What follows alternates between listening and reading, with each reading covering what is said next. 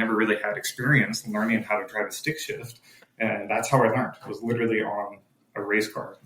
And that was a very a costly way to learn how to drive race cars, but I got the hang of it. It's hard to walk away from a $250,000 a year job to get $50,000 base. I was like, I'm really gonna do this. I got to take a big step backwards in order to take a step forwards. We scaled from 6 million to 10.5, and then we went from 10.5 to 20.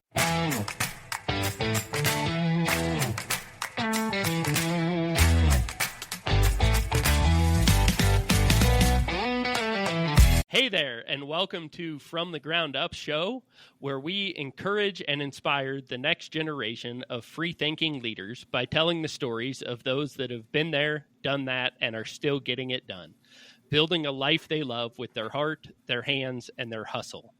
I'm your host, Erick Loden.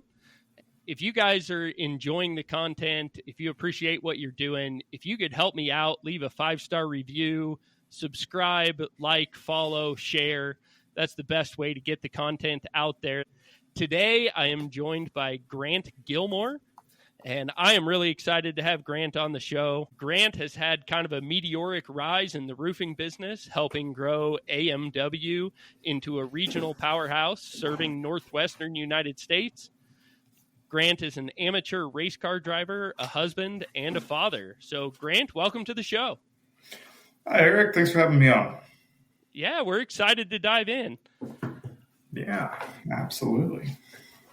We like to start each show getting a little bit of your background. So where did you grow up? How did you grow up? Help us get to know you a little bit. Absolutely. Well, I was born in California and I moved to Oregon when I was 2 years old. I grew up in a little city called Lake Oswego and, just really fell in love with Oregon and its nature and really just kind of had a great childhood and a great life.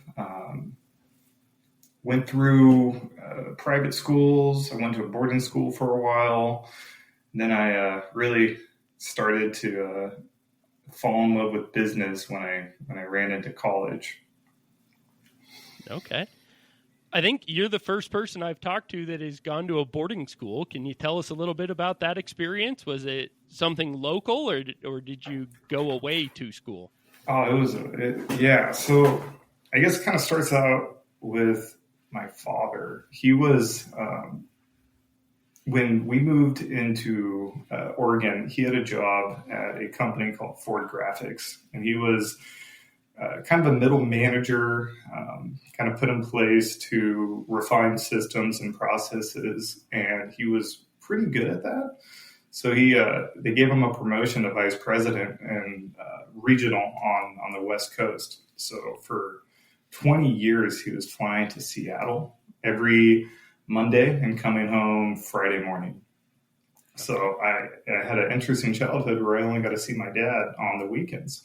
But that left all this time in the middle of the week that I was a little bit unruly, and my mom kind of had her hands full. So she found a boarding school in McMinnville, and I was on a 5-day schooling program where I would be dropped off on Monday and I'd come home on Friday, similar as my father. It was actually a good experience and a not so good experience. It was hard to just kind of have two different lives. I did that for 7th grade, and then I came back to a full time for 8th grade, and then we found a local private school for high school. But I always I didn't really do well in large classes. I had a bit of, I guess you can call it ADD, or just not great at sitting in one spot. So that was always kind of a struggle, but it has its upsides too. Yeah, I think that's common for a lot of business leaders. Is not many of them were the straight A students, especially elementary school, middle school. I think most of us got a little bit of the ADD, ADHD going on. So, yeah. Did you grow up with any siblings, or were you an only child? No, I was an only child. Okay.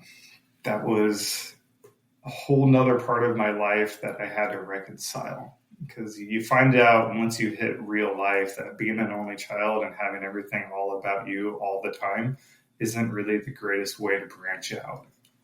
Okay. So, with your own children, do you plan on having just one, or are you hoping for siblings there?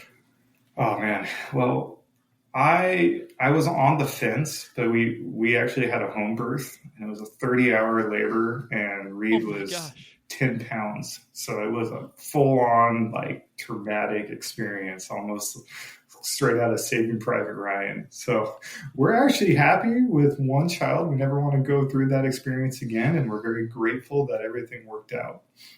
Okay. All Yeah, right. Good my to know. my wife is an only child too, so that's always fun. Oh man, yeah, you guys have a lot of figuring out to do, and I'm sure there's some personality clashes there. Very strong independent personalities, but we always find a way to make it work. Good for you. That's great. So I almost had to lead with this question. I'm super excited to hear about it, but we got to do the background first. Now, tell me about the race car driving. How did you get into Perfect. that? Perfect segue. So my father, he was working really, really hard. He ended up putting himself in a position to help take his company public. He was one of the regional vice presidents, so he got a nice share of stock. The company went public like in 2007, and I was a junior in high school. He just turned 50 years old, and he was able to retire. So I get my dad back, and one of his favorite things to do was like racing and cars. He grew up in California. That's a huge car culture. And here, actually in Oregon, we had a really nice hub of incredibly talented Porsche builders. And one in particular was called Embry Motorsports. And he's a world renowned vintage Porsche builder and mechanic. And he had this beautiful racing program where you could buy one of these older 1950s, 1960s, 356 Porsches, and it would be a ride and drive. So he would have anywhere from like 10 to 18 of these cars. He'd take them all out to the track. He'd have a full pit crew built, and you would just show up, enjoy the party, learn how to drive these vintage cars, and it was a great time. So my dad did that for a year or two, and they booked a trip to Daytona in Florida. And a couple weekends before that trip, his car got hit by another car, and he couldn't take that car to Florida. So he ended up buying a second one, and he's like, "Hey, let me take the second car. I don't want to miss this trip. I have to be there." So Emery got him a second car, and he took it, had a great time racing on Daytona, really big banks. You're in an old 1958 356 Porsche on these banks. It's a wild experience. So he comes back home. He's like, "Hey, I have a second car. And Grant is 18. Let's get him racing." So I never really had experience learning how to drive a stick shift, and that's how I learned. It was literally on a race car that was very difficult. It didn't have a first gear, had a really hard cam, so you just had to really drive the piss out of the car to get it to perform. And that was a very a costly way to learn how to drive race cars, but I got the hang of it. I'm in high school, and I'm leaving to go travel up and down the West Coast to race vintage cars with all these incredible people that all have different stories. If you're racing vintage cars, then you get to meet other business owners that have telecoms that are investing significant money into these Porsches, and you just get to hear their stories. And there are a lot of down to earth people that just knew how to navigate the world on their own terms, and they're living their best life. So when you get to see that, it really opens your eyes at where can you position yourself now in order to take advantage of time to get to where you want to go. And that got me my first real taste of like good people, blue collar backgrounds with the ability to do what they want whenever they want to. And that's kind of what fueled my fire. So my dad meets a fellow, they're in California racing on Thunderhill Raceway, and he meets a guy running an Alfa Romeo. Typically, we don't speak to people who own Italian cars. There's a big rift there, but this guy was a pretty cool guy. And they're sitting down at a bar, and his name was Mark Carpenter. And he asked my dad, like, well, what does your son do? And my dad's like, well, my son, he's graduated college. He went into finance. The big crash happened. And, he's selling copiers. And he was like, wow, Mark's mentor said if you could hire a copier salesman, you should hire them. They're incredibly good at generating new business. So Mark's like, hey, I want to hire your son. And my dad's like, well, what do you do? He's like, I run a commercial roofing company. And that's how I was able to make a segue from sales into commercial roofing. It was through a relationship that was built through racing. Yeah. Awesome. Well, we'll dive into the business side real deep here in a little bit, but I want to hear a little bit more about your car. What do you drive now? Sure. Are you still driving a vintage Porsche? No, those are really expensive. We sold that. I moved into BMWs. So I had a vintage 2002 BMW that I raced for a while. And then I got into these older BMWs called an E30. It's a 1989 chassis. And it was a Pro 3 grid where you had 18 to 25 of these Pro 3 cars, were these purpose-built sedan BMWs. That was a really fun class. Very aggressive driving. A lot of bumping, a lot of wrecked cars. So I raced that for two years. Then I moved into racing my dad's car with him, which was a 1978 911 Porsche. I spent some time in that car. That was a lot of fun. And now I have a newer model endurance E36 BMW that I was racing for endurance races. And those are completely different game. Those are 6 to 8 hour races, and you have a team, and it's a lot of wear and tear, but you get a lot of seat time. Okay. Can you tell us a little bit about your setup? What do you do to that BMW to get it race ready versus something that we might see on the street? Oh man, you get a very nice sponsorship. So you make a good relationship with your bank account. And then you close your eyes and you start writing blank checks. Where I'm at now, we did have a racing program where we built 2 purpose-built race cars with our logos on the side.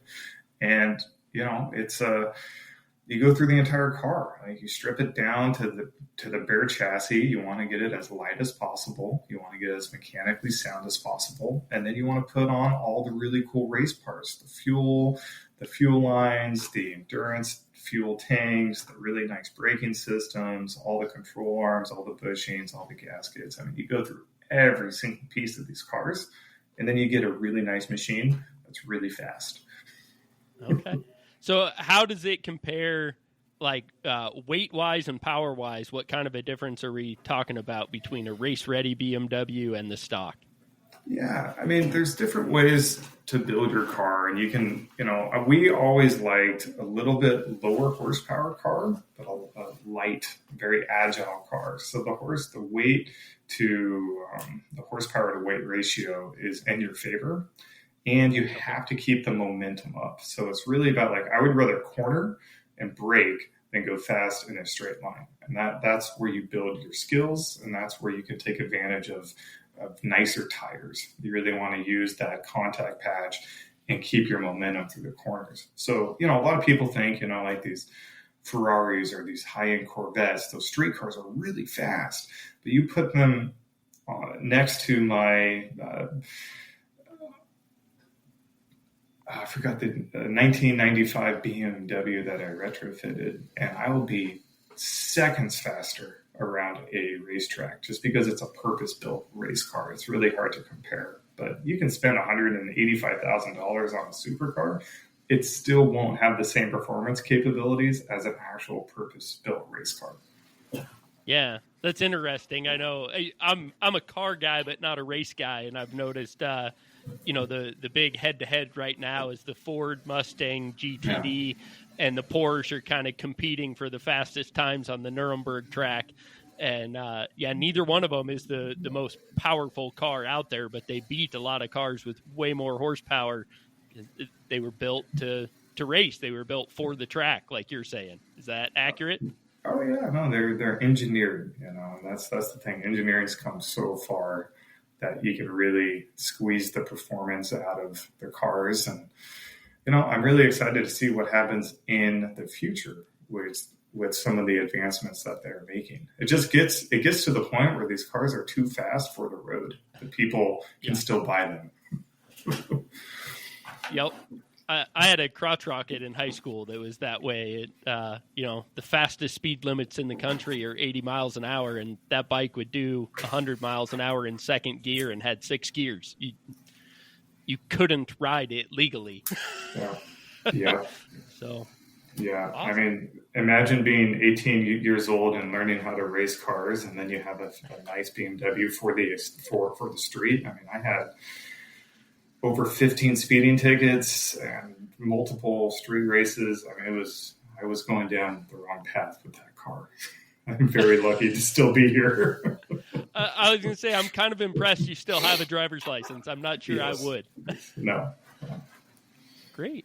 Well, you brought up you're headed in the car racing direction, maybe not headed down the right path. What turned you around or got you back on track? Well, the thing that my father did well is, once you get out of college, I'm done supporting you. So if you want to go live your life, you have to go figure out how to finance it and how to fund it. And I'll give you all of the tools, but that's about it. So, okay. I graduated college with a business major and a minor in philosophy. I didn't really know what I was going to do. The economy was in shambles. And I went into the first place that could offer me a job, and that was a financial institution, trying to build a book of business to sell mutual funds. And that lasted for about 3 months, and they're like, no, this isn't going to work. Okay. So then I went to the second best place that would offer me a job, and that was selling copiers. There was a really interesting copier company here in Oregon where they would put you on a very low base salary, and then they would give you a commission plan. That was my first time ever seeing that. And it was a great experience and a terrible experience, because it was like the Wolf of Wall Street of sales. You would make 40% of the net profit, and you had to make 50 to 60 cold calls every day. You were working from 6:30 to 7 a.m. to 7 p.m. mandatory. At the end of every day, they would get a 30 rack of beer and put it in the office, and you had to drink beer. That was part of the culture. And your job was to basically cold call and find appointments and build value and sell these copier systems or printers. And the successful reps that were doing that, they were making $600,000 to $1 million a year. And wow. When you're 22 years old and you're like, I get to drink in the office, I get to try to make money, and I get to see all the success. I mean, it was just a wild ride. But inside of that, they provided really good sales training, and they taught you like the key fundamentals of, going out and appointment setting and finding buyers and going through a sales process. And you have to go through hundreds of sales processes and hit so many objections, and you have to lose so many deals in order to figure out your flow. And once you kind of understand those mechanisms, then you're like, hey, I can put time in and I can get money out. And then the better I get, the less time I can put in and the more money I can get out. It's just you have to have like the mental fortitude to just show up and just learn every single day. So I did that for about a year and had a falling out with the ownership of the company, which is a common theme for me.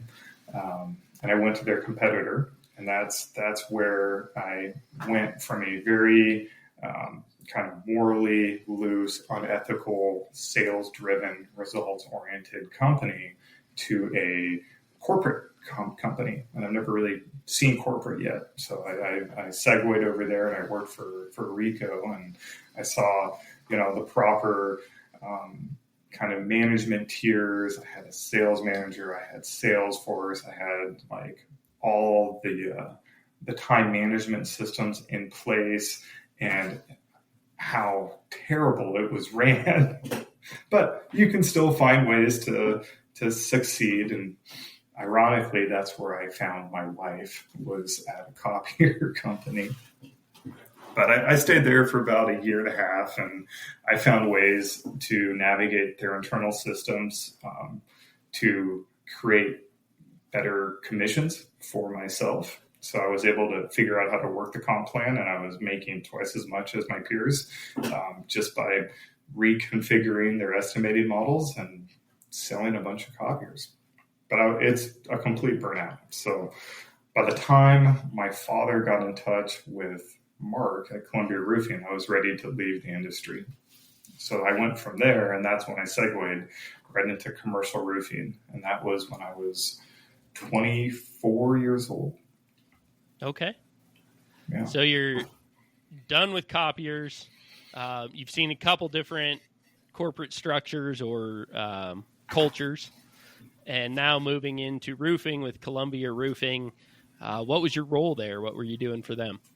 So I was primarily just a salesman. So they just wanted to bring me in there and shake things up a bit. Because typically the structure is you bring an estimator that came out from the field or had some previous experience with roofing, then could talk about it and sell it. It's not very often that you just hire some random person off of the street and teach them what roofing is. If they have sales skills, I can teach them what roofing is. And then I was kind of like that experiment. Okay. And I was taking some of the bad habits from copier sales into this job, which took me about a year to straighten out. Because, when you're in a prospecting heavy, loose kind of sales job, you like to drink a little bit, you do some minor alcohol abuse, a little bit of drug abuse, and you're just rolling with life, just trying to stay one step ahead of it.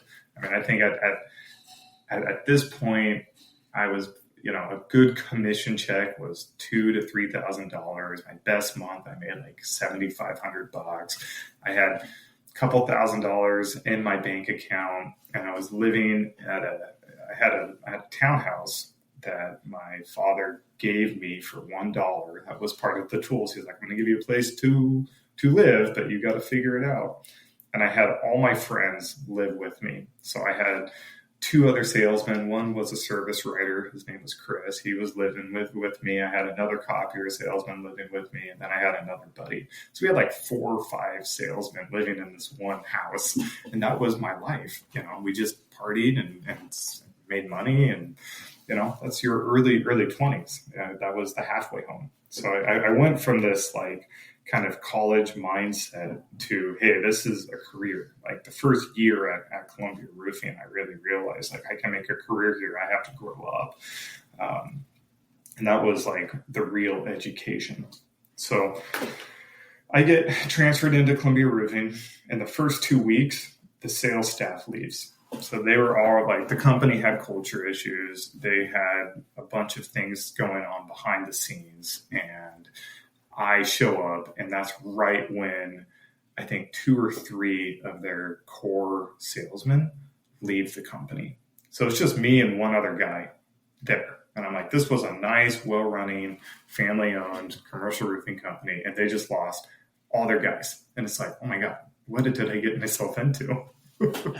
So it allowed me to like do what I do best. Like I knew how to reach out to customers. I knew how to prospect and manage territories. I knew how to organize the chaos and figure out where the value is. I mean, and that's the greatest thing about commercial roofing. Like you have to buy a roofing system. You can't just not buy a roof. Like when you have to buy a roof, you have to buy a roof. And that was the easiest thing ever. Like you cannot convince anyone to buy a copier. No one wants to buy a copier, right? Like you have to like literally meet with them 3 or 4 or 5 times and take their hand and like get them to sign the contract. But with roofing, they're like, oh yeah, no, I have to buy this.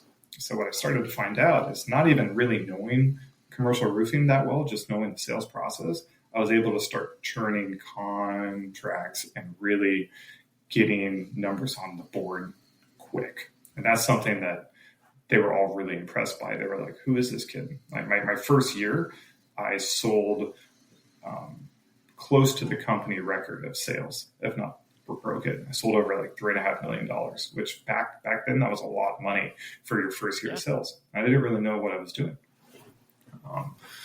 The other thing I did really well is I started to refine their whole sales process. You would go on a roof, you would write a scope of work, you would put a number on it, and then you would submit that through to the customer.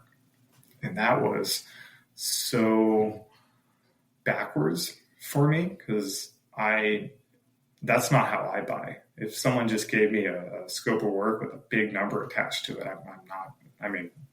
that doesn't inspire me to move forward. So I started building these proposals where I would build 40 to 60 page packet on why they need to buy this system. And here's all your upsells. And that kind of helped build the foundation for my entire future was building these tools. Yeah. So at that point, you worked for the maybe more upstart culture, copier sales, just sales at all costs, young, drinking, partying.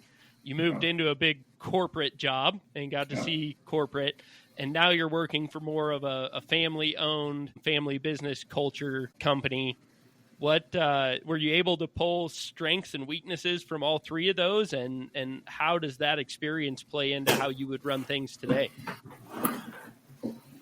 Yeah, I mean, it was a bit of a dumpster fire in a way. I mean, as things started to scale up and as we started to refine the sales systems, that created growth. And that company wasn't really ready to grow.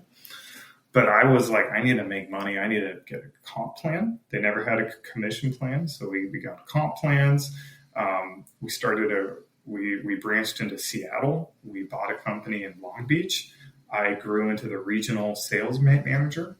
And through 5 years there, every single year we had a new president.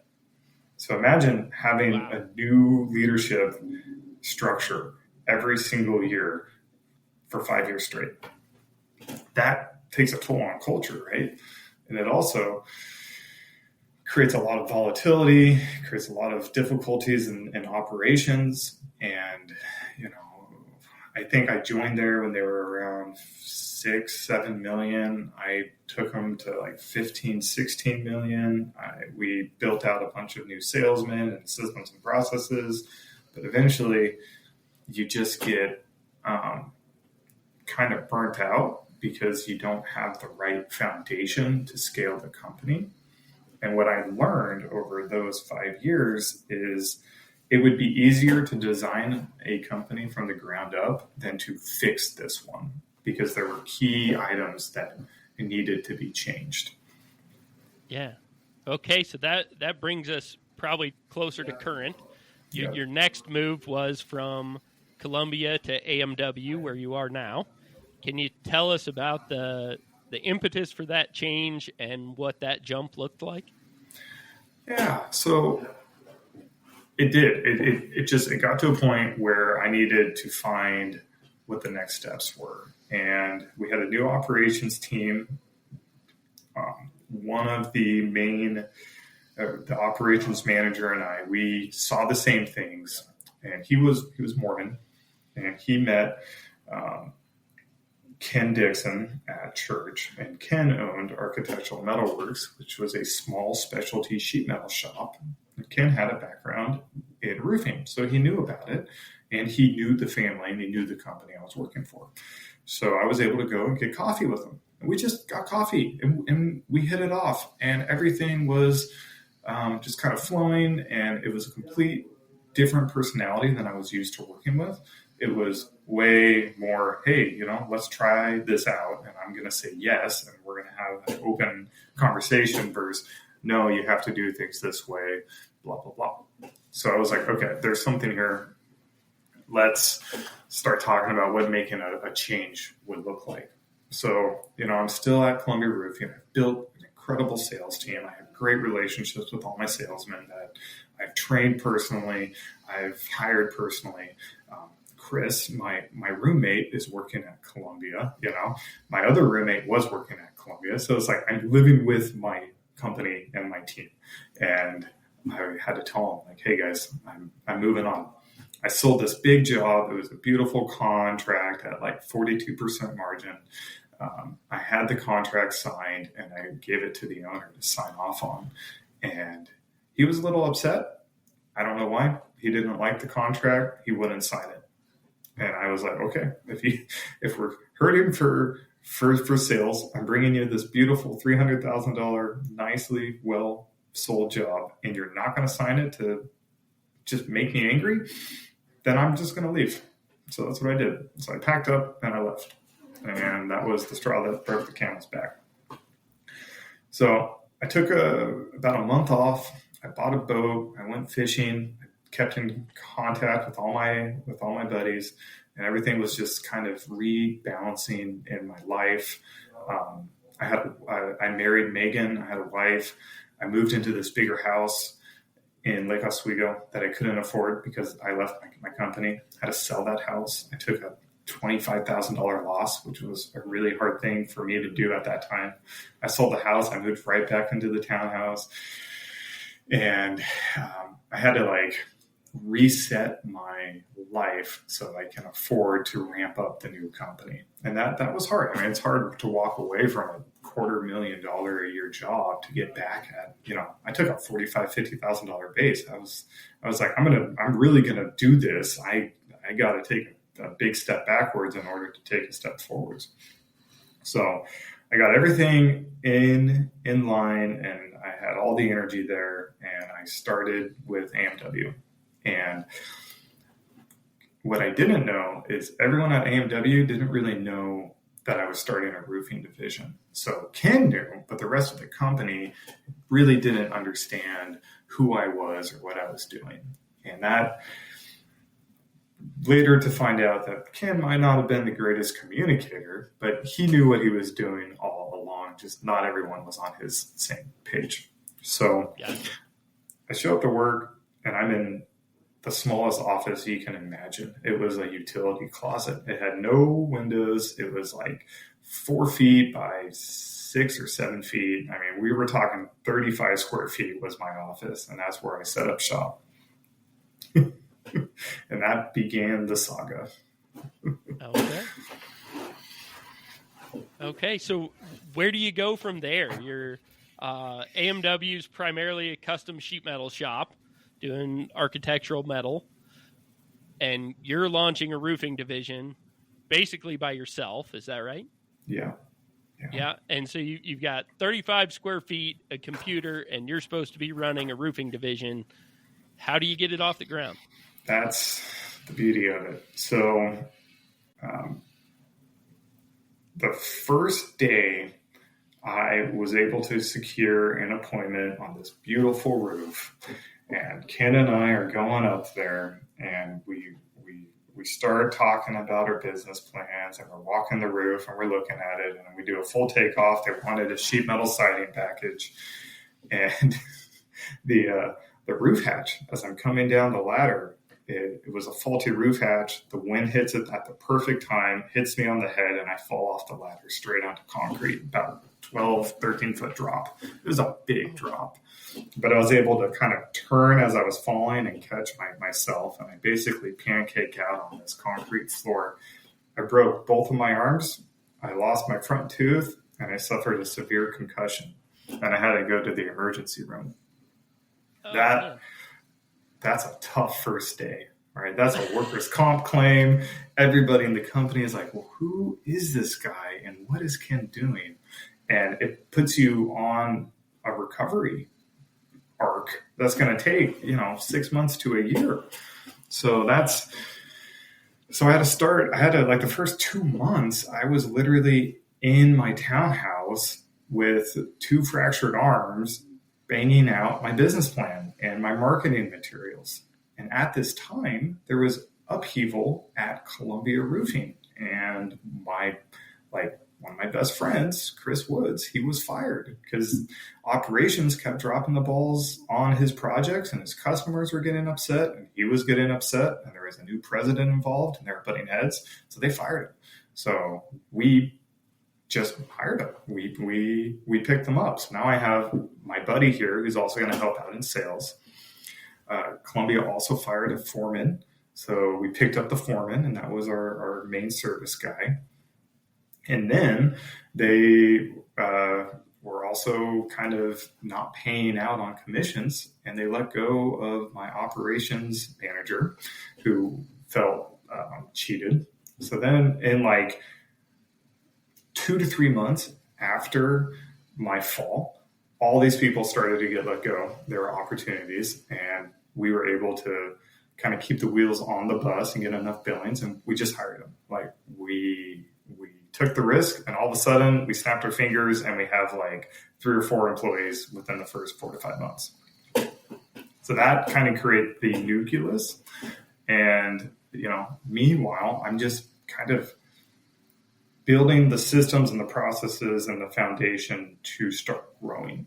And that is like the first year when you start a company, it's not really about growth. It's just about getting the foundation built and engineered in the right way where you can grow. And that's when we hit COVID. Okay. Well, we'll get into that. I'm sure there's quite a story with COVID, but I want to roll back. So Ken's running his business doing metal, doing well at it, it appears, from what I know. He meets you. You guys are having coffee, chatting. And within a few months, now he's not only hired you, he's launched a whole nother division in his company that he hasn't been doing at all, and then hired 3 or 4 guys kind of on your recommendation. It sounds like he took a pretty big swing on you and bet a lot on you. What is it that you told him during those coffee dates that convinced him to go all in on you and your business plan? Well, I had 5 years of experience in this marketplace, and I had a really good book of business, and there was a great opportunity to leverage that. So it's one thing to start a company from absolutely zero. It's another thing to have some relationships that are pre-existing. And I was able to leverage some of those. Of course, I had a non-compete, and of course, Columbia tried to sue me, but there's ways where you can get referrals and you can build business off of business. So, the first year we did $2.8 million in revenue. We had 19 contracts sold. And that was back in 2020, right when COVID hit. But we were able to produce enough immediate success that helped kind of build the small building blocks that kind of led up to year 2, year 3, year 4. Most of the time when you start a business like this, you're really not going to get an ROI till year 3. But in year 1, we were able to break even. We had a really low overhead model, and that's really important. Okay. All right. So you're getting off the ground 2020 in the middle of COVID. Where do we go from there? Everybody took their foot off of the gas. When COVID hit, it gave everyone an excuse to relax. And that's when we just started making cold calls. I mean, every single day, every single night, emails, LinkedIn, prospecting, refine our systems so we can just get on roofs. And people might not buy in COVID, but they're going to buy the year after or the year after that. So the more momentum you can create by just setting setting appointments and talking with brokers and property managers and building owners, the more you will just create momentum for the following years. So we went from 2.8 million in 2020. We were going through COVID. In 2021, we did 6.3 million. So that's a pretty big jump in a short amount of time. Yeah. There's not a lot of roofing companies that hit 2.8 their first year, and even fewer that almost triple that the second year. So that was like a stress test, right? Because now, labor, you just can't hire 20 guys to go out and do all this work. So, we obviously had a really good relationship with a subcontractor company that was able to provide us certified foremen and crews. They didn't have the quality that we wanted, but there were bodies to get on roofs, and then we would have to we'd have to train them our way to produce perfect roofing systems. And, getting that perfect tin roof is obviously the foundation of any roofing company. It's quality. If you don't have quality, you don't have a roofing company.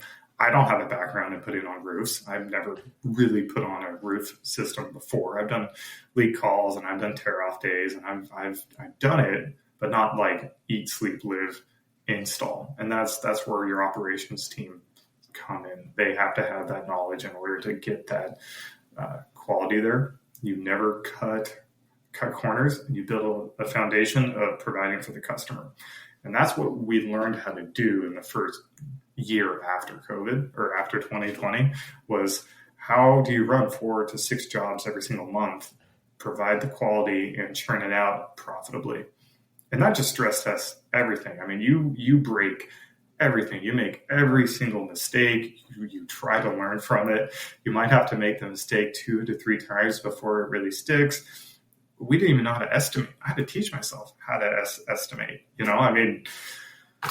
I have so many stories of things that we did wrong, but you have to go through that learning phase in order to get to a place where it is refined and you can turn around projects perfect the first time to actually create a sustainable pipeline.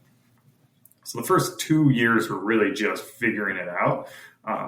And at least we had enough sales where we could bankroll our mistakes. That's kind of how it turned into. Gotcha. Is there one mistake that really sticks out in your mind that you lost a lot of sleep over and helped you learn some of those lessons in a significant way? Oh yeah. I mean, we have a couple. Probably the one that kept me up at night was, there was a year, I think it was either, it was in 2021, we had 2 people fall off or fall through roofing systems. Okay. And that was a wake up. I mean, that was, what are we doing? Are we moving too fast? Are our safety systems not dialed in? Like, what happened? So the first one, the contractor had his harness on, had to go back to the eave just to work on some flashings, never clipped in. He was clipped in, but he unclipped, walked to the ladder, walked back to take care of something, and literally just fell over the eave. It was a lower roof, and there was a sidewalk, but there was one grass patch between 2 concrete patches, and he fell onto the grass patch. So that was, that was a wake-up call. He was okay. It wasn't it was a big deal, but he didn't have long-term lasting injuries. But it really kind of taught us, safety has to be the number one consideration, and stuff happens that is outside of your control. So you have to plan on that. Prior to that accident, we had someone fall through a roofing system, go through a warehouse, drop 20 feet right onto a Porsche. Oh. Yeah. So we're working on this guy's building, and he typically parks his Porsche outside. They didn't want to park it outside because we're working on the roof, so he moved it inside.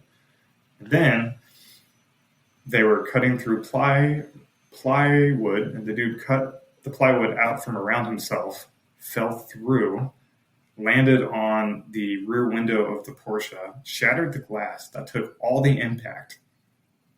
he went to the hospital, but he was walking by the afternoon, and he was eating tacos by the end of the day.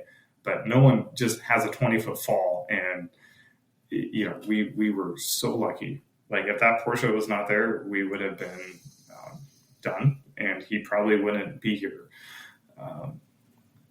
Those are things that make you look at this career path and really understand that, it's a simple job, but it's incredibly risky, and you have to focus on the fundamentals before you start scaling up and biting off more than you can chew. I had to buy that car, fix it, and sell it, and that was a $80,000-$90,000 mistake. Yeah. Wow. Oh man. Yep. But that all happened in the first two years. We got our feet under us, and in year 3 we scaled from 6 million to 10.5, and then we went from 10.5 to 20. Wow. So that brings us to year 4. Mm-hmm. Are you continuing to grow? Do you think that's a sustainable arc? This year we're down.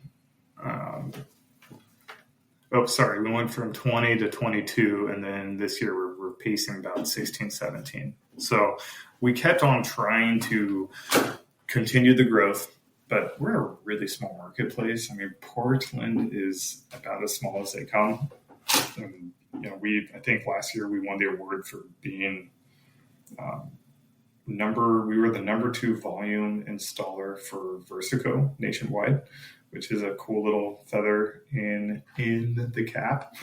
But we've kind of hit our first layer of growth restraints based on there's only so much market share you can grab in this smaller market without having to really work.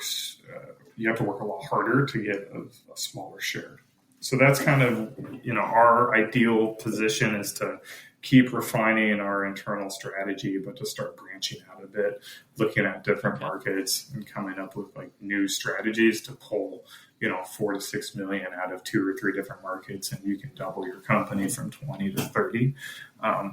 But at some point, growth isn't the main objective, when we started the company, everyone involved, we kind of had a chip on our shoulder, and we had to outgrow, and we had to prove ourselves. And, the marketplace didn't like us at all. Like, this is a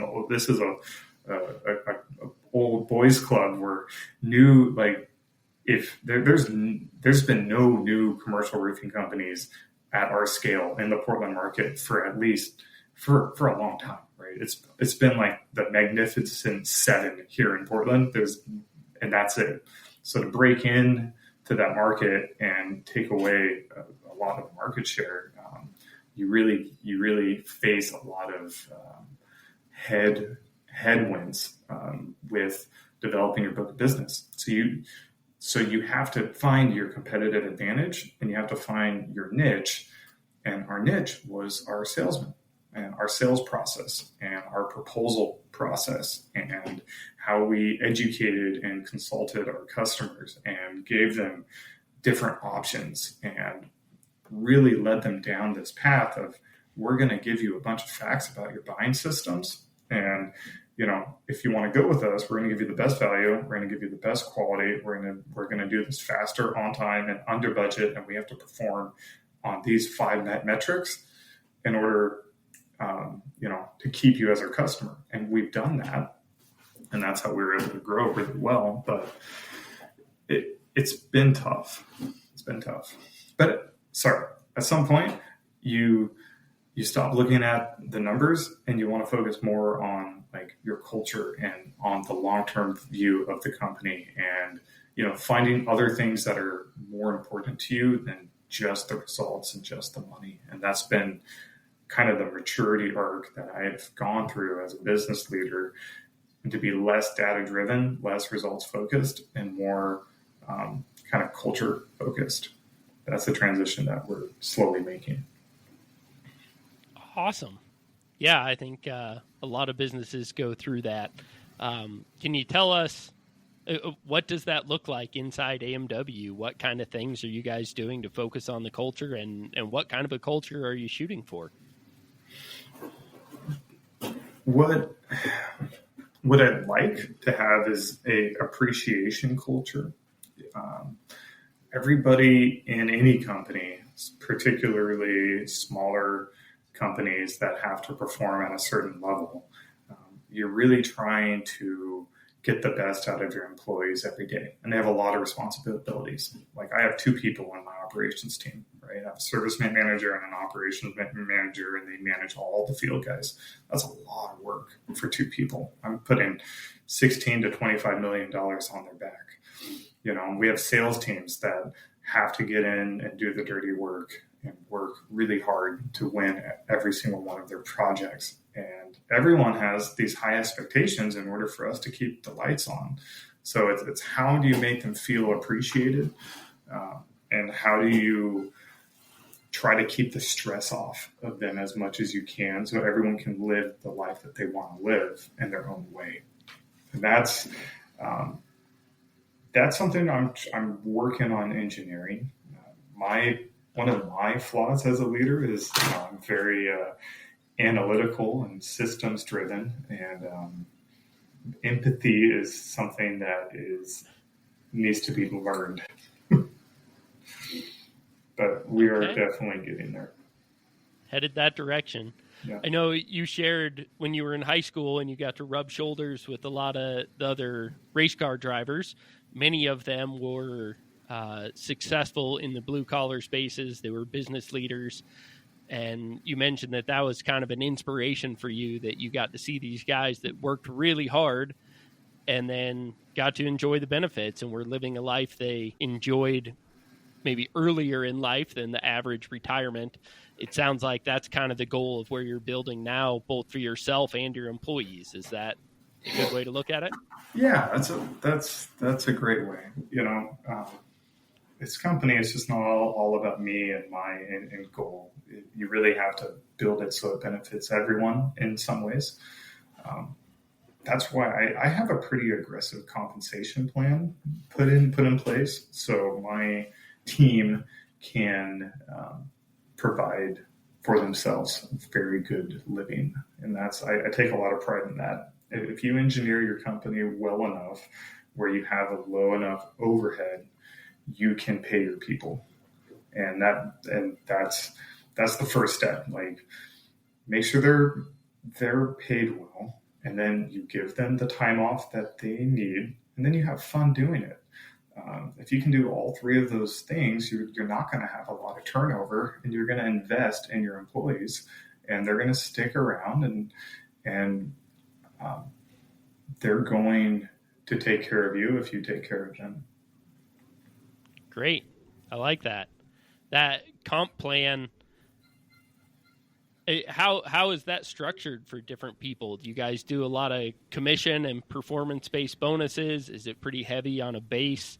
What does it look like to take care of your people on that level in a way that inspires performance? So in copiers, they would give you a base that you could barely live on, and then a high comp plan. So I provide a base that you can make a decent living on. So like your average salesman, you're going to start at making $80,000 to $90,000 base. And then I'm going to give you a comp plan that says 10% of the gross profit. So you can sell $1 million deal at, let's say, 30% margin. 10% of that, you're doing pretty well. You should be able to gross $30,000 to $40,000 checks per bigger deal. And we have some salesmen. I want you to sell 3 to 4 million at year 2 or 3. But the people that really build their book of business and they really get things ramped up, they're selling 8 to 10 million, and they're making 3 to 500,000 a year. Wow. Yeah. On the sales side, that sounds pretty good. What does that look like for more the operations side? How do you incentivize those positions? So it's based on keeping the estimate intact. So your gross profit has to stay above a certain level, and that's a function of our fixed overhead. But I have it paying out over a 27% gross profit, and then they get 1% of what they're able to create. So if we sell $20 million a year and you keep it over that level, that's a $200,000 commission plan plus your base salary. So my ops guy should be making between $250,000 and $310,000 a year. And my service manager, she represents about $1 million of decent margin work, and that's more of it won't pay as well, but she should be able to clear 110 to 125,000. Okay. Yeah, that sounds like a great comp plan. And of course, in Portland, that doesn't go as far as it does out here in Wyoming where I live. But yeah, sounds like you really care about taking care of your people, and that's paid off for you. Yeah, I mean, there's people on my staff that make more money than I do. And that's okay. That's how it should be. I mean, they show up and they do the hard work every single day, and I just help orchestrate. And if you can orchestrate it, then you can find this nice place. Yeah, great. Well, I know you said when you first showed up at AMW, the rest of the company kind of looked at you like, who are you and what are you doing here? How do you and your roofing division fit into the rest of the company now? Has that shifted? Are they glad to have you? Oh, you probably know something about roofers. They can be very prideful. They're independent and they're a bit standoffish. So we relied on the sheet metal division for all of our coping caps and counter flashings. And as we grew, it was difficult to get orders processed. And there was some friction on a kind of a business performance level, but as a kind of personality level, everyone got along. We're all the same type of people. But what we did is we put a lot of pressure on performance, because when you have a 6-day roofing job, I need my flashings ordered in on day 1 or 2, and I need to get them on the roof by day 3 or 4. And I can't take my equipment out of there and bring it back just to put on sheet metal flashings. Like I need it now. So the first couple of years were pretty tough. Just trying to build out the systems and the processes to hold people accountable on like, hey, I had to hold my staff accountable for placing the right orders. I had to hold them accountable for processing the right orders. And then we had to manage our inventory and ordering systems. When I started at AMW, they were a $5 million company. We grew them to 30 million, trailing 12 in 4 to 5 years. I mean, that's an incredible growth. You're talking 2 totally different companies. And it's all about design and how you kind of build the scalable processes. And a lot of companies can't get through the first iteration of design refinement. But once you start looking at a company as a system of organized processes and designs, then you're able to kind of boil everything down to a tool or a function. So what it took was rebuilding the machine so it functions at a very simple yet efficient pace. And that takes a lot of kind of personality checks and a lot of changes, and organizations have a hard time changing. So I was really a change agent in creating a bunch of these systems. So it was really tough. People didn't like us. We were butting heads. We were sharing space. It was hard for roofing to create more revenue than sheet metal. That gave us a inflated self-importance aura. And we basically just had to humble. Everyone had to just take a step back in order to take a step forward. And that's where we're finally headed. Okay. I'm picturing that episode of The Office where they got bought out and the sales team's commission structure changed and the atmosphere there changed a lot. Is that an inaccurate view? It's been a big, I mean, when you get a taste of success and you start winning and you have that momentum, when you go from a $10 million company to $20 million company just in 1 year, I mean, you get a lot of momentum and feelings, but it also creates ego. And like ego is the barrier to change, and it can be a barrier to progress. And that has to get, you have to go through the success to get to the ego and then to get to the rebuild. And, it's a big learning curve. And we're just grateful that we were able to get to the other side of it. Okay. Well, congratulations. That sounds like you guys are doing really well. So, I know you've talked about a few ups and downs and setbacks. What has been the most difficult thing so far? Well, I mean, personally, everything, when your company is your life, it's easier to manage your company. But then when you realize like you have a family and you have a wife and you have a newborn, your whole life changes, and things that you used to value, they're not as valuable.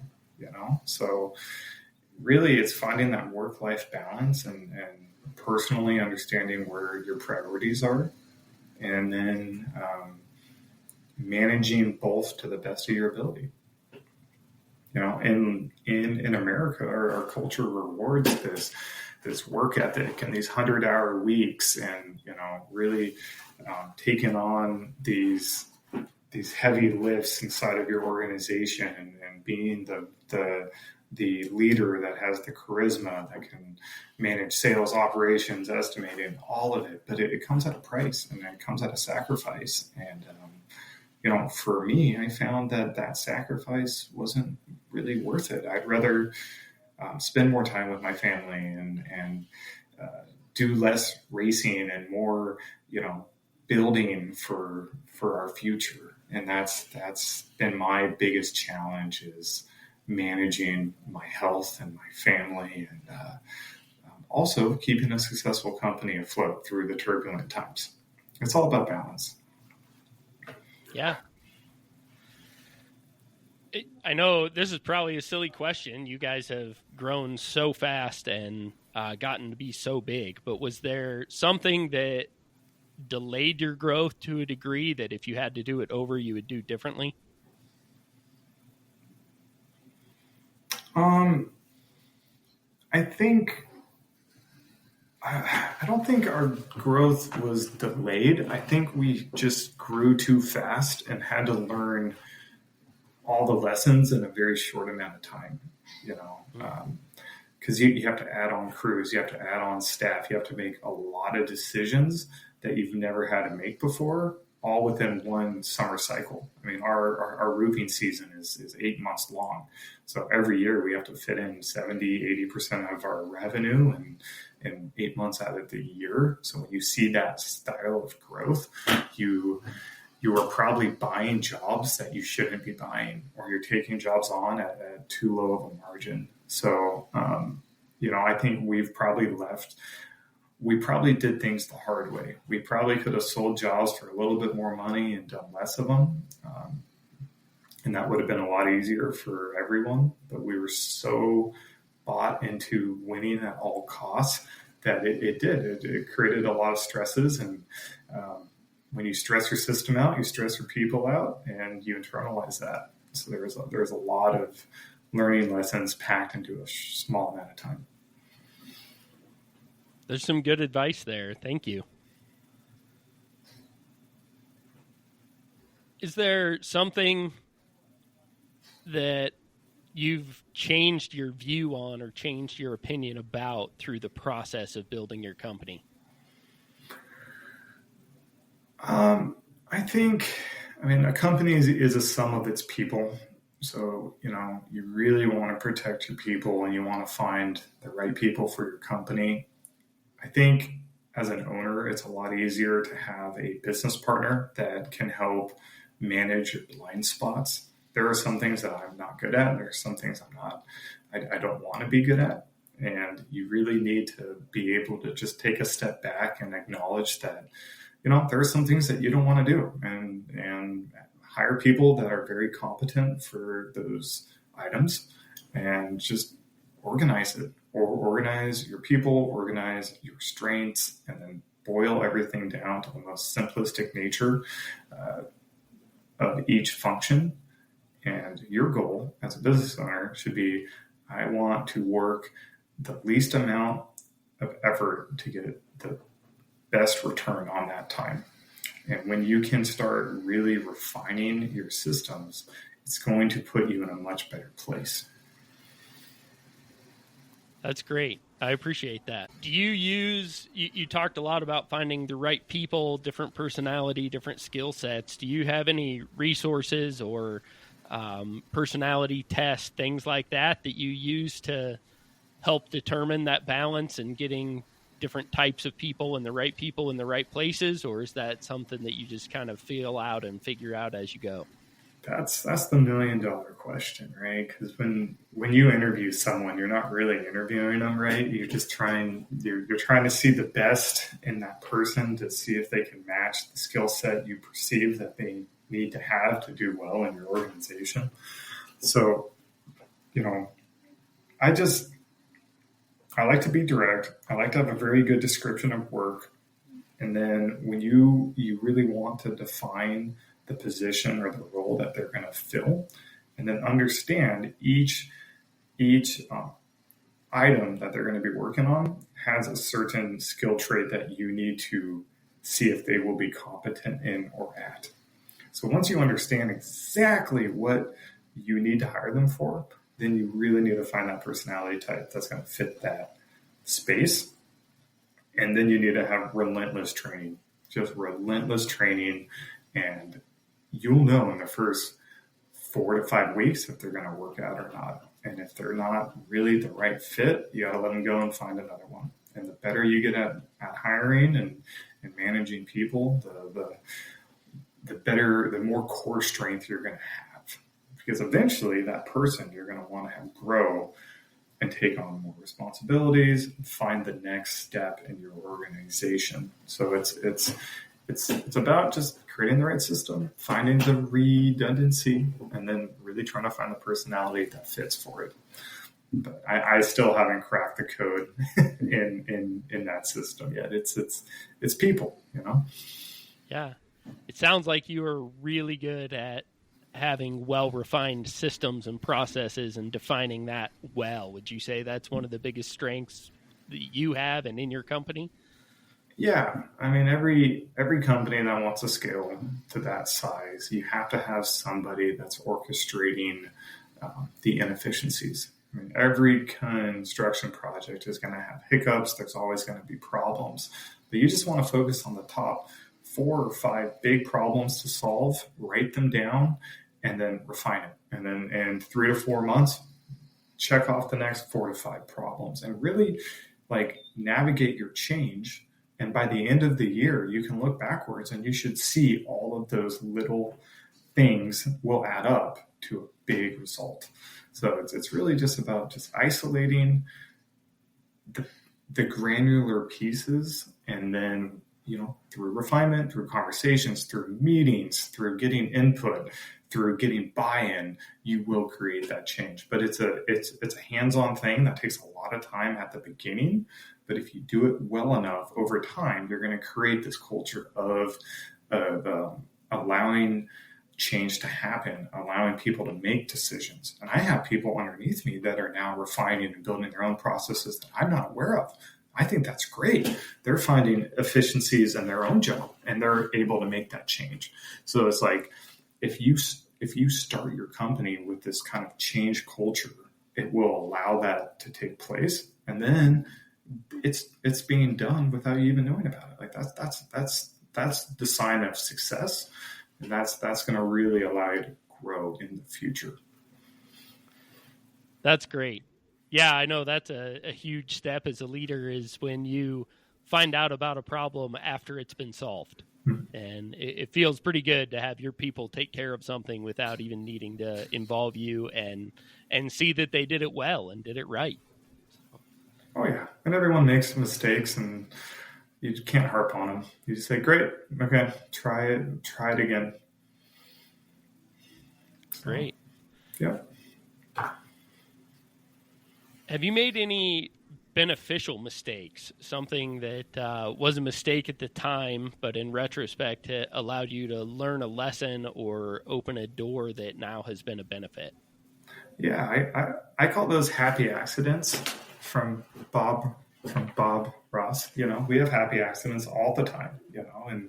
And building strategic vendor relationships or accidentally estimating a job wrong that turns out to be right. I mean, there's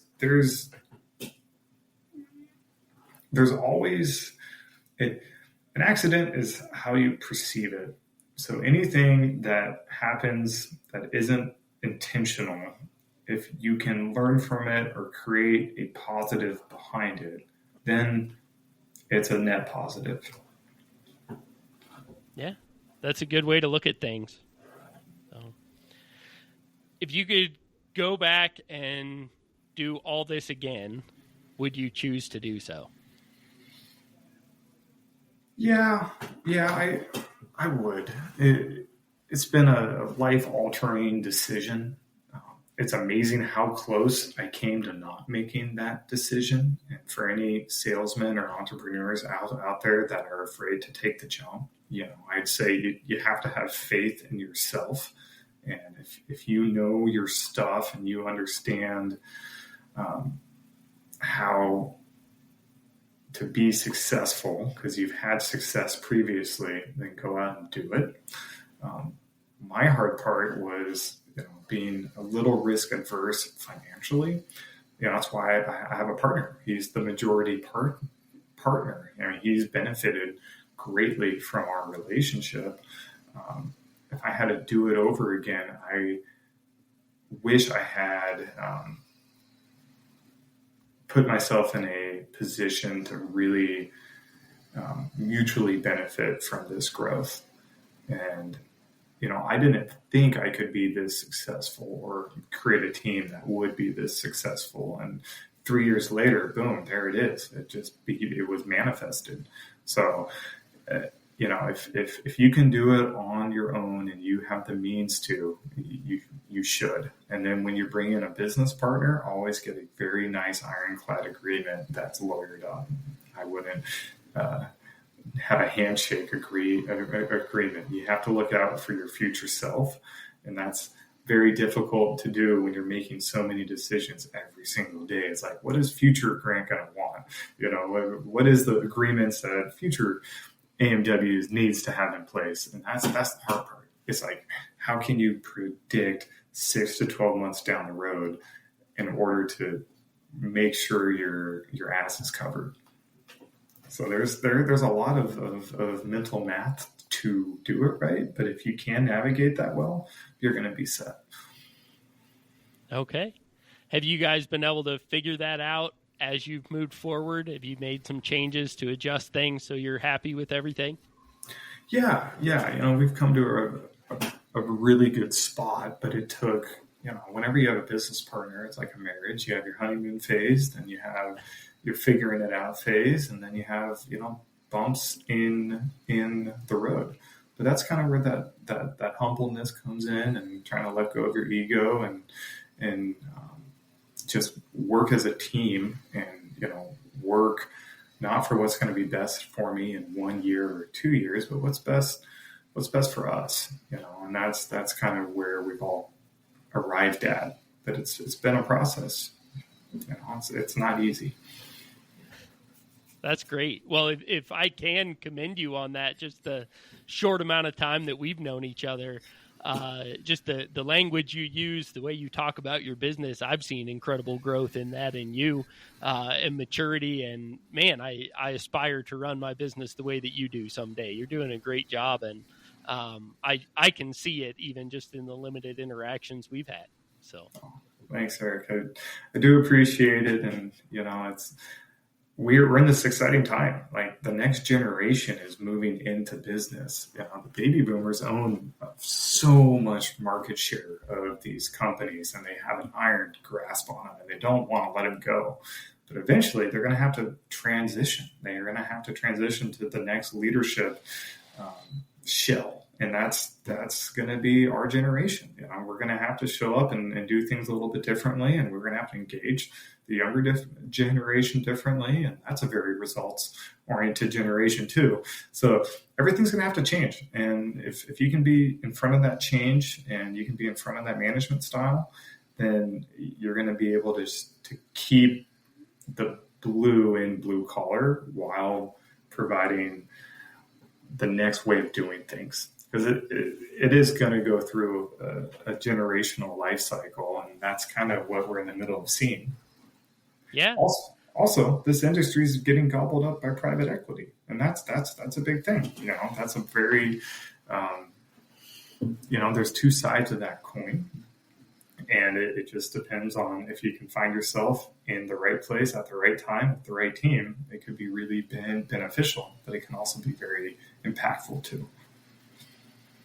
So for the millennial or the Gen Z out there that doesn't have a direction, doesn't know what they're doing, but they're interested in a trajectory like you have had, what advice would you have them to prepare themselves to launch a business or partner with someone or take over a business from a retiring boomer?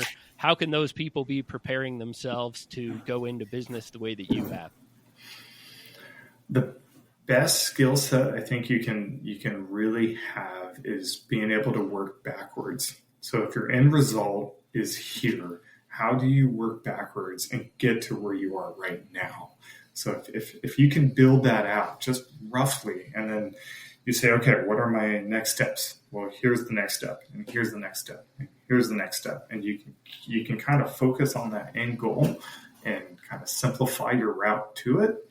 You'll get there, whether that is an income goal, an equity goal, conversations you need to have, legal agreements that need to be put in place. Like, you have to educate yourself on every step of the way so you have a clear path forward.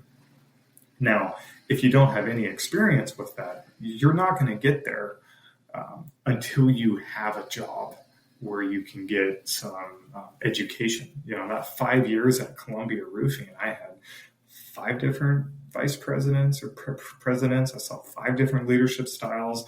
I saw 5 different ways for it to fail. And I had a very good education on what ran a company, what worked and what didn't work. So when I got into a position of actual making decisions, I knew how to navigate that well.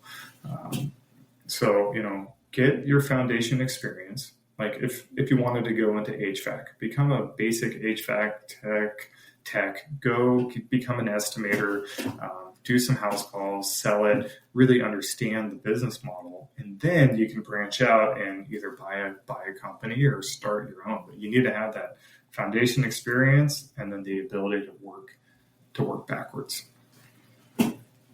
That's great advice. And I know you brought up kind of on-the-job education and education there. I know you also have a college education.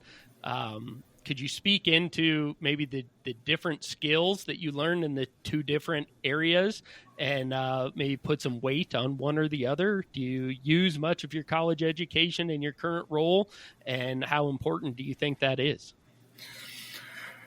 College might not have given you a ton of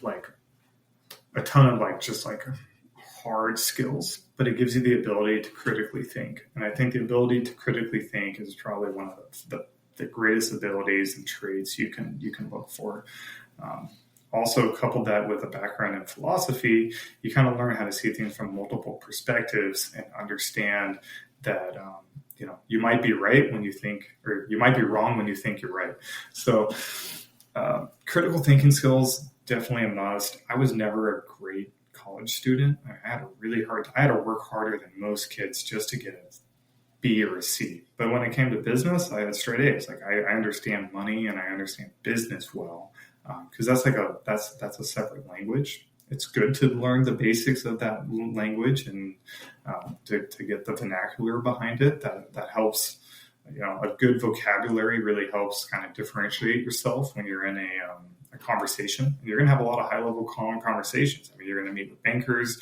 You're going to meet with business owners. I mean, that's what basic sales is, and you need to be able to speak their language. So that's something that's worth spending time on. And then the ability to present is a huge ability.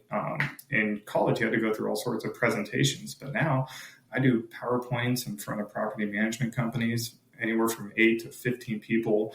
I give sales presentations. I do proposal pitches for why you should buy my product. So the ability to explain difficult scenarios in a very simplistic form is a key trait into being successful. Presentation skills are huge. So, just those basic skills kind of create a successful business leader. And if you're passionate about that, figure out what you're worst at and then start practicing it, and you will get better. Like I was born with a speech impediment. I still stutter. Like I had a fear of meeting with people and a fear of public speaking. I mean, all of those things were just terrifying, but you have to work through it. I mean, someone who stutters has to pick up a phone and make 50 cold calls a day. Are you kidding me? Like it was terrifying, but I failed. I mean, I failed for years, but those failures led to success. And that's just, everyone has a similar story, and you got to start somewhere. And that's what I got. Persistence. I think that's a theme that comes up a lot. You got to stay at it and be persistent. Yeah. Yeah. Just a interesting side note. You and I kind of met and connected for the first time a little over a year ago.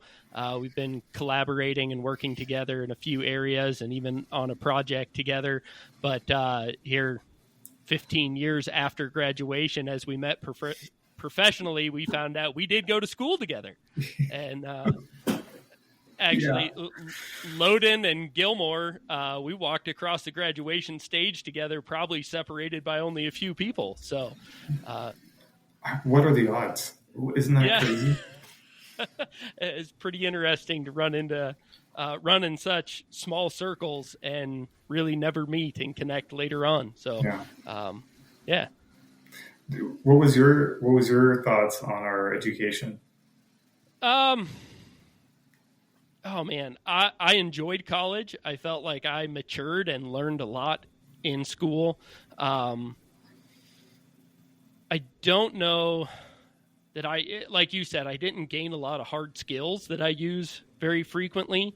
But I think there's a lot of maturity just in that time period. So my stance has always kind of been, when I speak to young people or give advice, is if you have scholarships or an opportunity to go to school for free, absolutely take advantage of it. I wish I would have seen the educational opportunities I had earlier for what they were.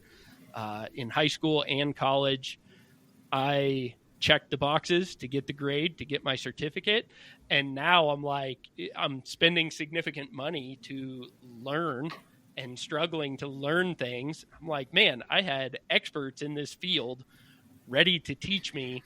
And I was young, my brain was working better, I had more time. And rather than seeing it as an opportunity to maximize education, I saw it as a checklist. So if you have that opportunity, take advantage of it. If you have a dream that is a career track that requires it, find a way to make it happen. But the number of people that just go to school because that's the next thing they think they're supposed to do, especially if you're going into debt to do so, man, I think there's other places, other ways to gain the education you're talking about of critical thinking, decision-making, relationships, presentations.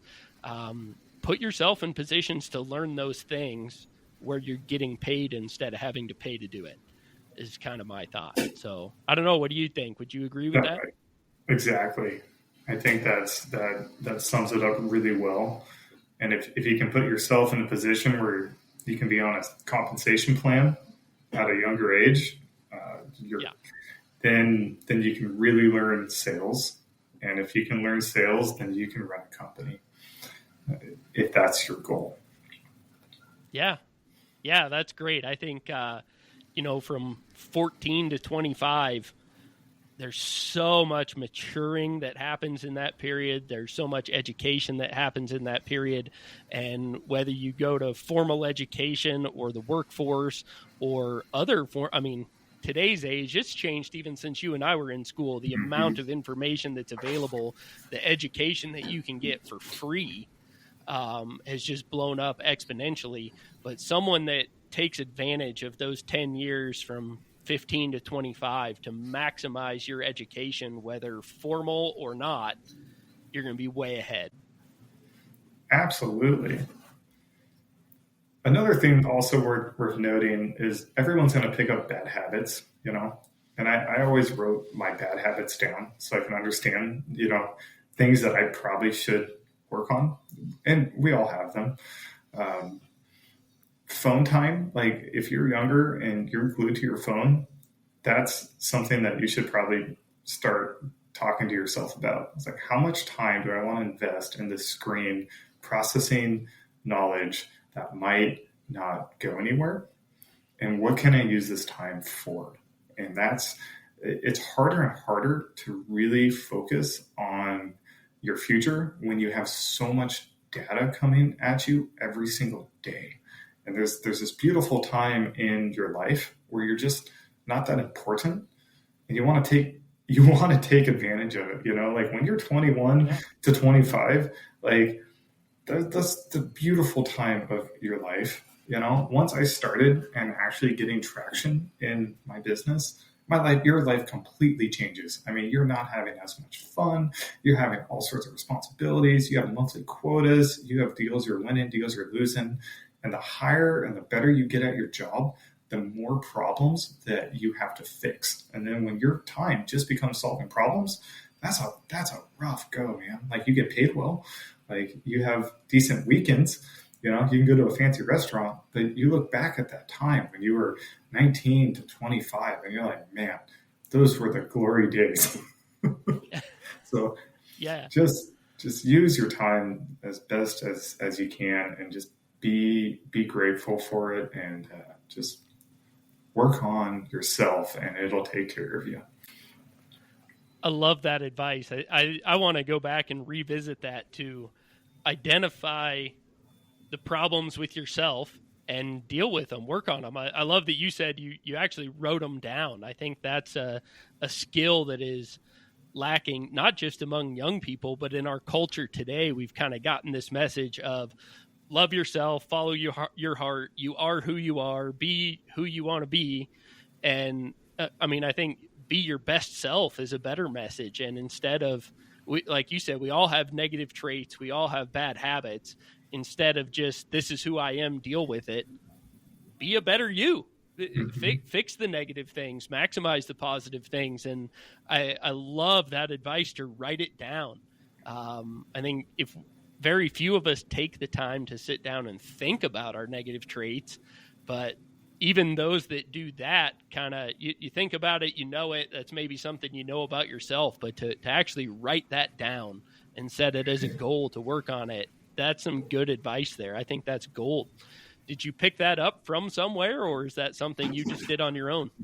No, I was in a bad spot, and I sat down and I wrote down all my bad habits, and I had a list of good habits that I had, and I had more bad habits than good habits. I mean, we were drinking and smoking and abusing drugs, and not having great relationships with women. I mean, I was a degenerate. And when you sat down and looked at yourself and you said, wow, this is where I am right now, I need to change these bad habits. I need to make them good habits.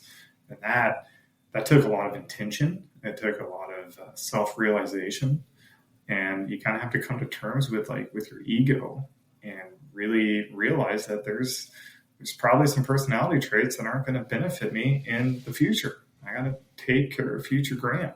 And that was my growth period from 22 to 25. But at Columbia Roofing, they had this thing called an 8 a.m. huddle where you had to be at the office at 8 a.m. every day. And it was tough to get there hungover. So I had to sober up, man. I had to sober up and come to terms with where I was. But after a year or two of that, man, you're in a much better spot.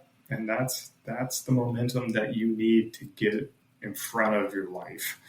And it's just too easy to have the years fly by without really making progress. And that's it's all part of the journey and part of the path. And everyone experiences it differently. But you got to be open to it.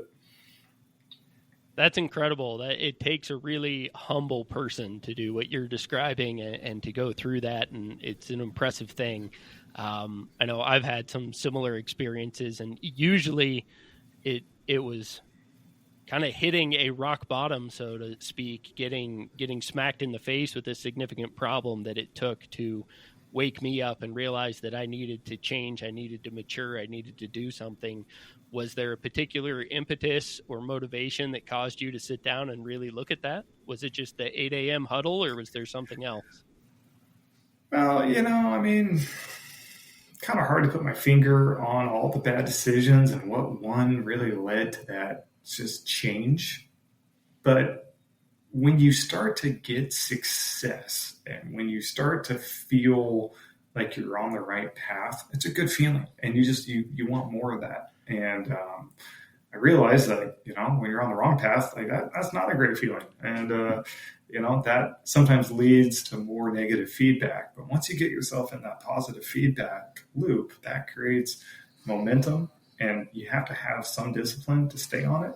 That's hard with people with ADHD. Like, you just want to do all these other things all over the place. So, you need something to tether you back to your plan.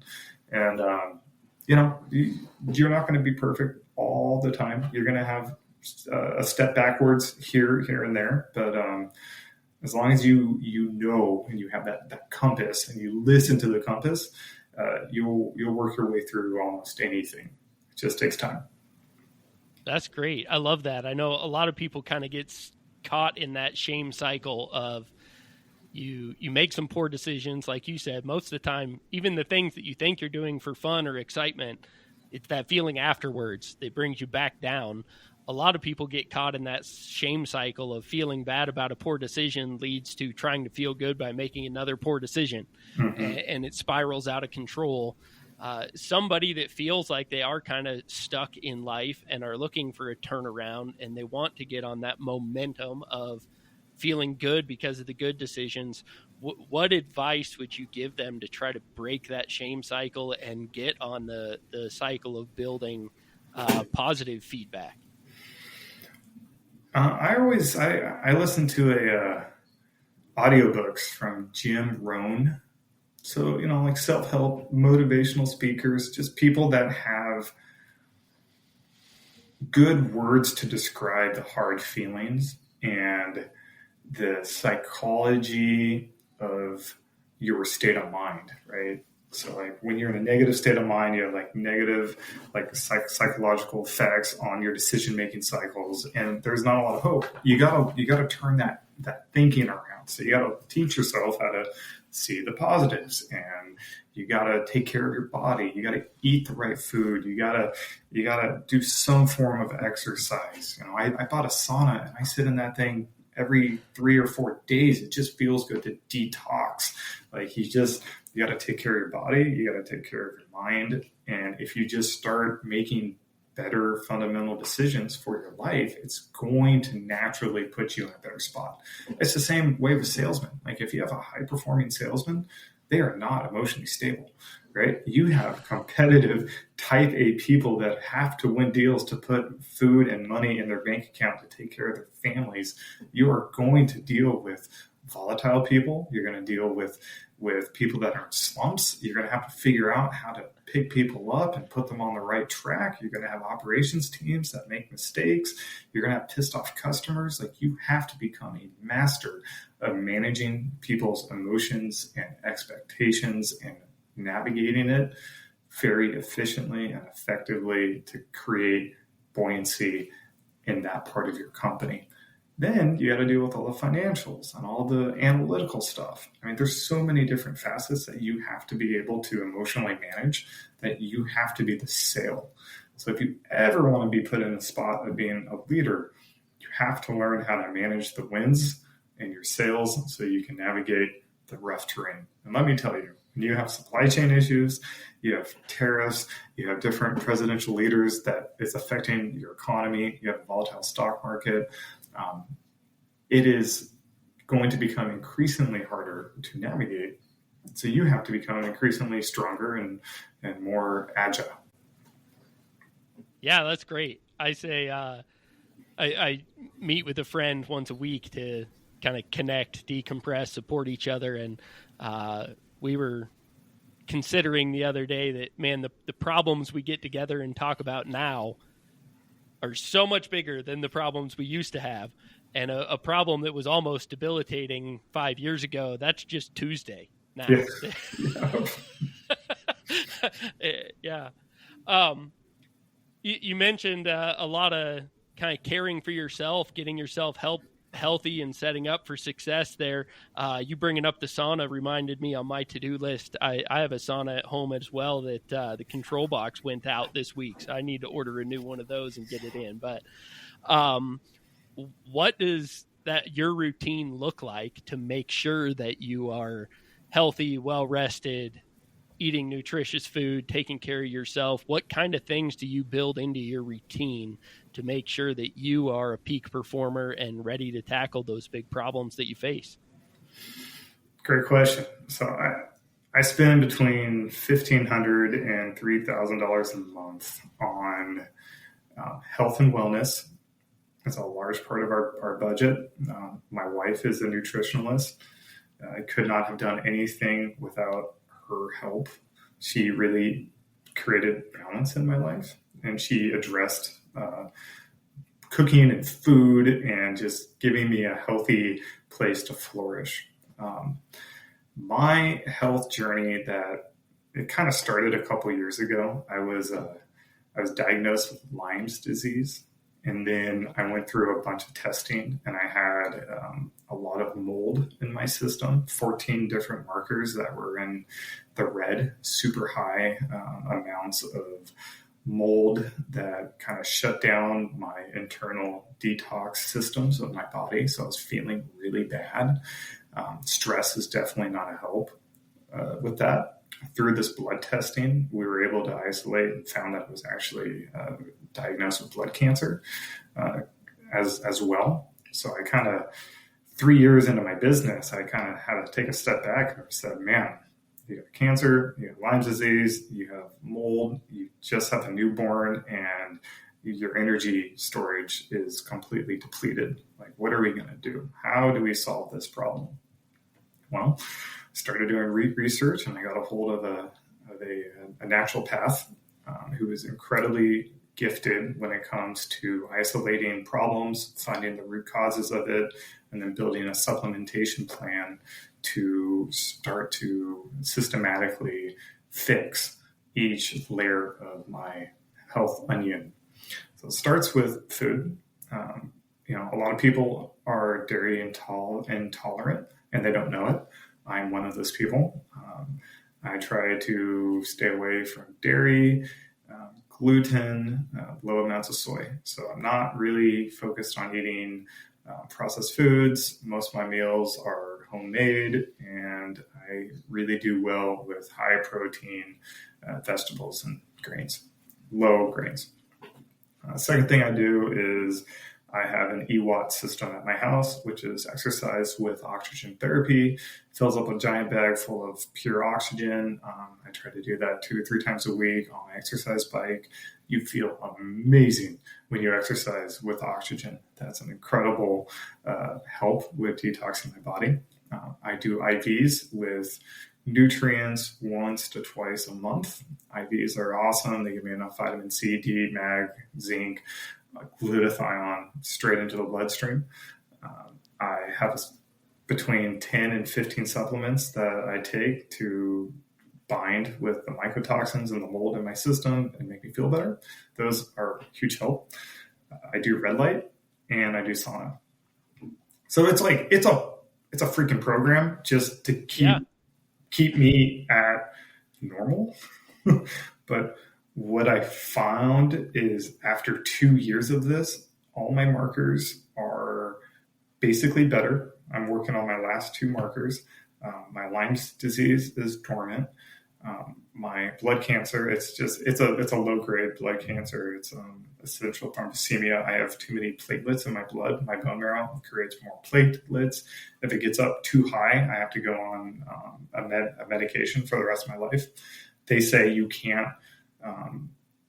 Nothing I can do can affect my platelet levels. But after I started these routines, I dropped them from 900 to high 600s.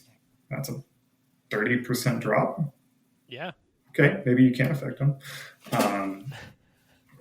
So, like all of these layers of kind of just like health systems, they make you feel better. It's not the greatest situation, but you got to make the best you can out of it. And then you're really grateful for the time you have, because you just don't know what is going to happen. And that's been it's been a separate journey.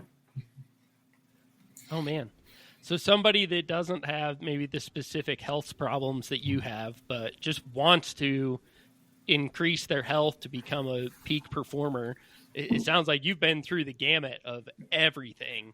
What's the one or two things that had the biggest impact that you think they could see the most gain for the least investment if they don't have the $3,000 a month to put? Absolutely. No, you're gonna get 80% of your gains by understanding what your body does not digest well. So what foods are you currently eating that cause low grade inflammation? So you figure out like what those combos are. And a naturopath has these tests that will say, hey, you shouldn't eat this and you shouldn't eat that. Okay, great. And now I know what I shouldn't eat. I'm going to stay away from those. Within 2 weeks, you're going to feel great. Some easy supplements that go with what you shouldn't be eating. So whatever your body is not the main building blocks, like what does your body need in order to function a little bit better? Is it magnesium? Is it zinc? Let's identify those. And then just basic exercise or some sauna. Like you just feel better. You just sweat it out. Like those three things are not that hard to do. They don't affect your life negatively. It's going to help out a lot. And then you manage your screen time. Stay off the phone as much as possible. Build some boundaries. Thank you. That's some incredible advice. So have you taken the plunge into cold plunge yet? Is that something you're interested in? I love cold plunge. I haven't bought one yet. I do it as much as I can, and it is a love-hate. It is a love-hate for sure. Okay. Oh, man.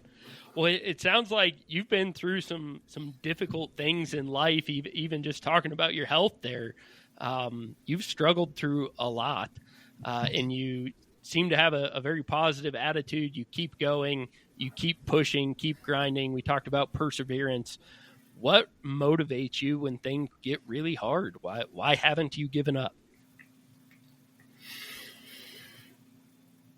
For me, it's not like, it's just life. Everyone's life is going to get complicated in other ways. I'm very fortunate that I have a great family and a great wife. And, my parents moved in on the lower part of our lot. So my problems aren't real problems. They're just things I need to find solutions for.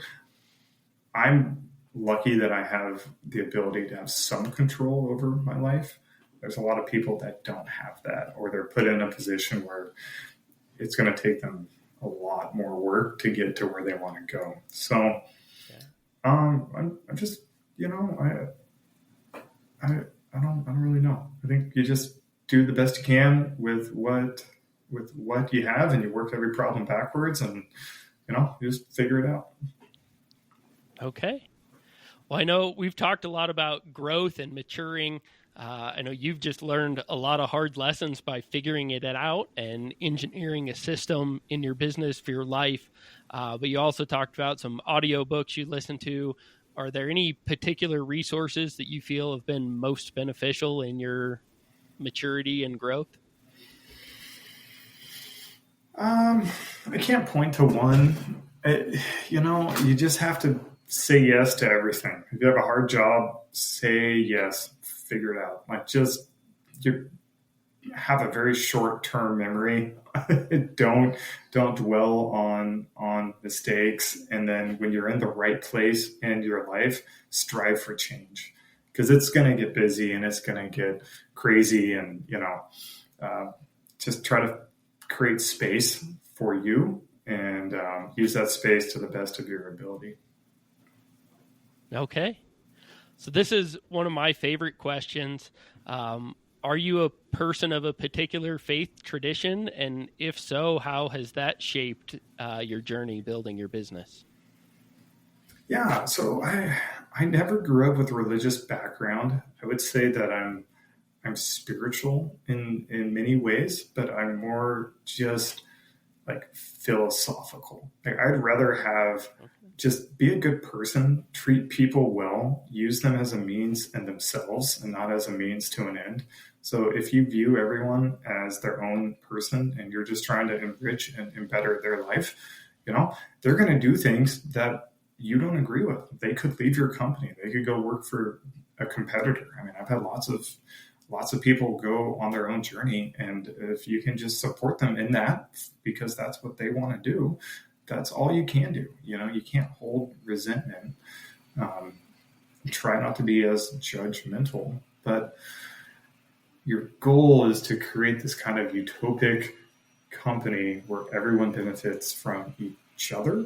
And if you can kind of relate that to your life, then you can find harmony, and it's a lot easier said than done. And it's always in balancing, but it's really just, through your own life and through your own trials, you'll find your own balance. And if you can achieve that in your life, that's a successful life. And that's just kind of those are my ideas and my ideals. Okay. Well, thank you for that. Who would you like to see on the show? Do you know anybody with a cool background, a cool story, a really interesting niche in their market that you'd like to learn more about or hear more from?